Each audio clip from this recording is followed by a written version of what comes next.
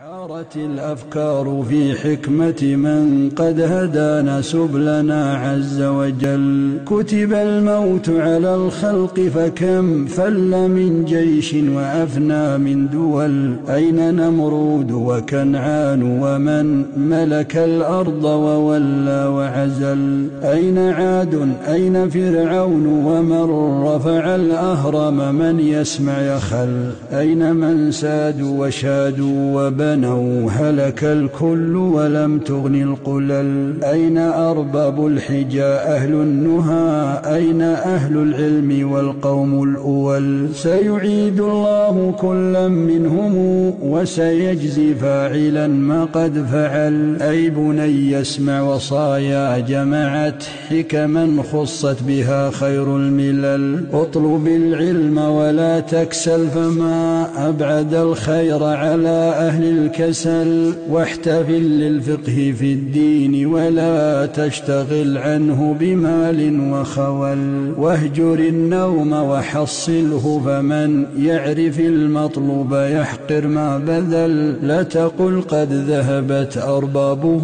كل من سار على الدرب وصل.